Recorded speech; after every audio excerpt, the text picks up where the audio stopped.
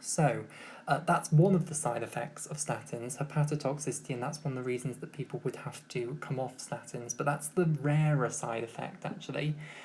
So there are two main side effects. Number one is hepatotoxicity, which is quite a rare side effect, but one that we have to monitor for.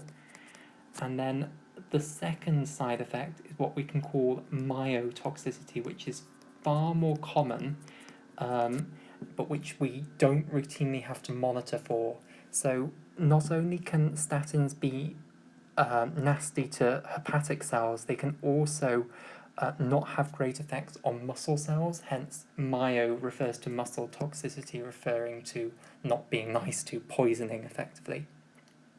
Again, for reasons that I do not completely understand, and this one in fact makes less sense to me than the hepatotoxicity, because obviously statins work on the hepatocytes, so it makes sense that they're going to have effects on the hepatocytes.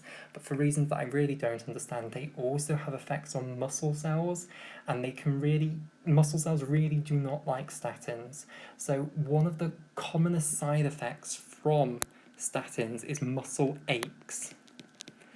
But more than that, they can actually cause muscle cells to actually be injured, and so they can lead to muscle cell injury. And muscle cell injury, analogous to how when hepatocytes are injured, they can release the ALT enzyme. When muscle cells are actually injured, they can release a protein that's present within them called myoglobin into the bloodstream. And myoglobin is not something that's supposed to be in the bloodstream. It gets filtered by the kidneys and put into the urine, but it's actually phenomenally toxic to the kidneys. It can really injure the nephrons of the kidneys and can cause the nephrons to actually die. So it can lead to horrific renal problems. And when people get very elevated levels of myoglobin within the bloodstream causing renal problems, the name for that condition is rhabdomyolysis. So rhabdomyo refers to skeletal muscle. So rhabdo, I think, refers to the stripes of the skeletal muscle, the striations. Lysis means that the cells have broken open.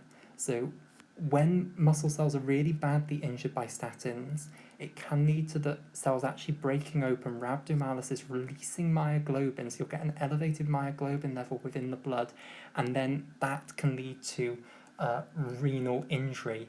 Now, how do we know if someone's kidneys are having problems? Well, we can measure the waste products within the blood. Two of the waste products that we can measure are urea and creatinine. And we do this a lot in medicine all the time. We measure people's renal function. So, of course, the job of the kidneys, one of the major jobs of the kidneys, is to excrete waste products into the urine. And two of the waste products that we can measure within the blood are urea and creatinine. So if the levels of these go up within the bloodstream, that's called uremia. And that implies that the kidneys aren't getting rid of them properly. It implies that you've got renal failure effectively.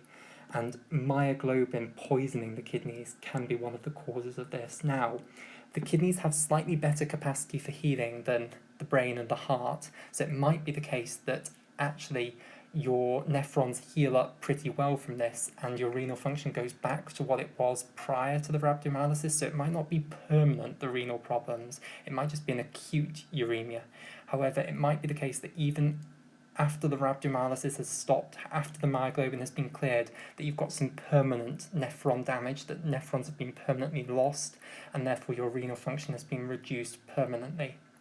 So you might end up with a degree of permanent renal injury from rhabdomyolysis.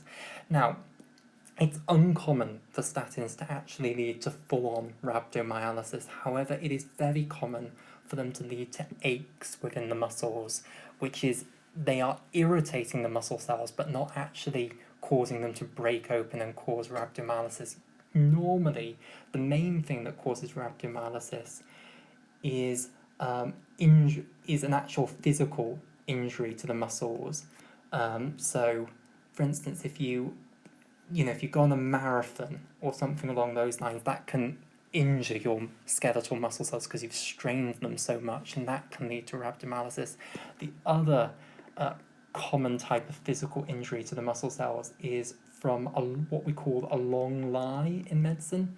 So this is where you lie in the same position for an extremely long period of time. So the classical situation is an elderly person that might be very frail, very little muscle mass and muscle strength left, and then they fall over and then can't get back up off the floor. And if they live alone, it might take days for someone to actually discover them in that position, and they end up often lying in the same position on the same bunch of muscles, and then it's the pressure on those muscles that they're lying on that causes the injury and can lead to rhabdomyolysis.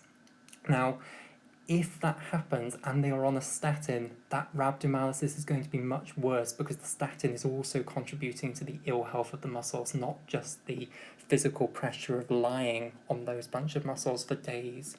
So that is the common medical history of why someone will go into rhabdomyolysis: a long lie in the same position, crushing a bunch of your muscle cells, leading to rhabdomyolysis. But it may well be made worse by the fact that the person is on a statin. So the major side effect then of statins is muscle aches, but be aware that they can also cause a transaminitis and they can cause rhabdomyolysis.